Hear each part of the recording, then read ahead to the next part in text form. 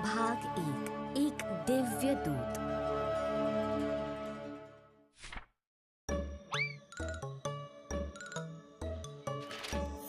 रामायण की रचना ऋषि वाल्मीकि ने की थी, लेकिन क्या आप जानते हैं वाल्मीकि जी को भगवान राम की कहानी सबसे पहले नारद मुनि ने सुनाई थी। नारद हमेशा स्वर्ग, पृथ्वी और बीच के सभी लोकों में यात्रा करते रहते हैं। वे सब जगह संदेश पहुंचाते हैं। आइए देखें कैसे नारद मुनि द्वारा वाल्मीकि जी को सुनाई गई ये कहानी रामायण के नाम से जानी गई।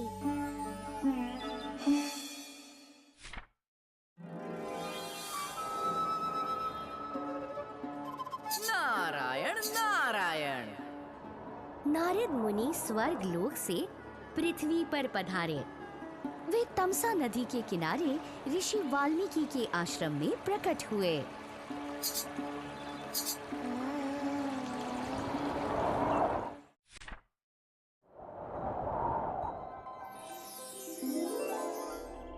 हे नारद, मैं आपकी उपस्थिति से सम्मानित हुआ। ऋषि वाल्मीकि ने भगवान विष्णु के दूत को प्रणाम किया। और सच कहूँ तो मैं बहुत प्रसन्न भी हूँ। मैं एक प्रश्न से जूझ रहा हूँ, और अगर किसी के पास उसका उत्तर है तो वो आप ही हैं। नारायण नारायण, पूछिए, मैं आपको उत्तर देने की पूरी कोशिश करूंगा।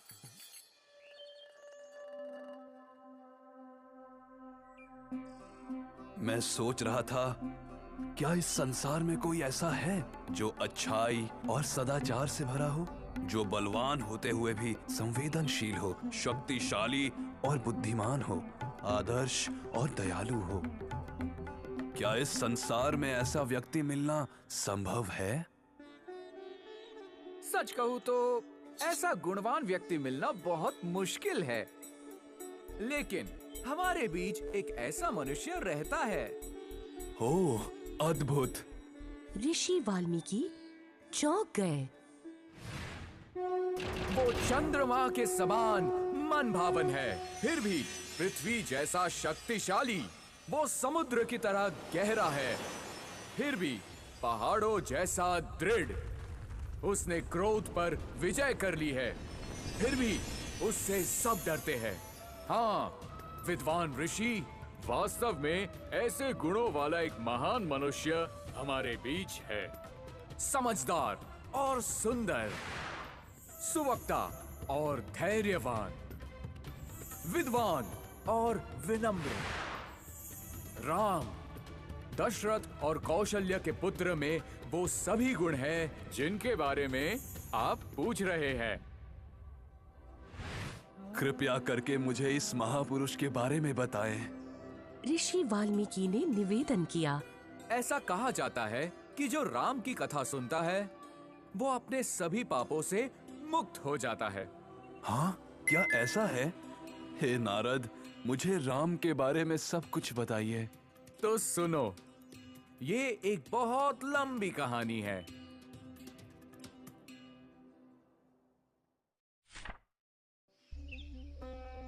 राम की कथा वाल्मीकि के मन में बस गई।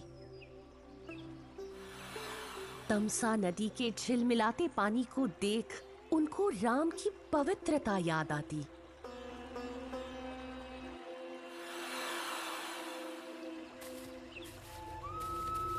चारों ओर फैले घने जंगल को देख उन्हें राम की सुंदरता का बोध होता।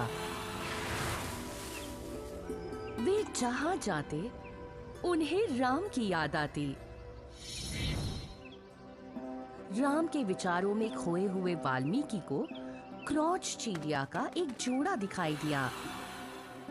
नर और मादा एक दूसरे की आंखों में प्यार से देख रहे थे।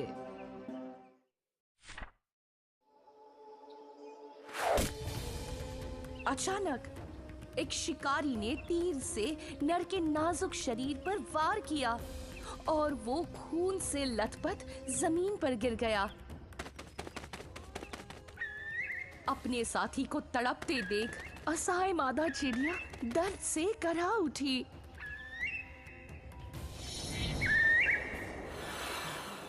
वाल्मीकि में दुख और क्रोध की लहर दौड़ गई। उन्होंने शिकारी की ओर बढ़ते हुए उसे कठोर शब्दों में श्राप दिया।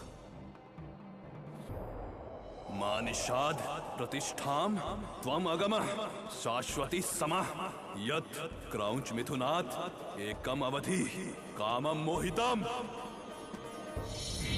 लेकिन जैसे ही उन्होंने ये शब्द कहे, वाल्मीकि भौचक्के के रह गए। ये मैंने कैसे काव्यात्मक शब्द बोले?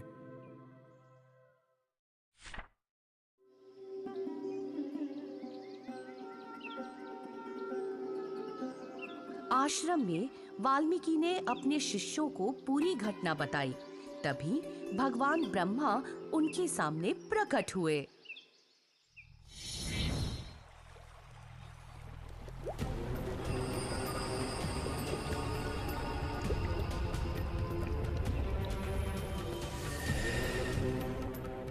मैंने तुम्हें काव्य रचना की शक्ति का वरदान दिया है ताकि तुम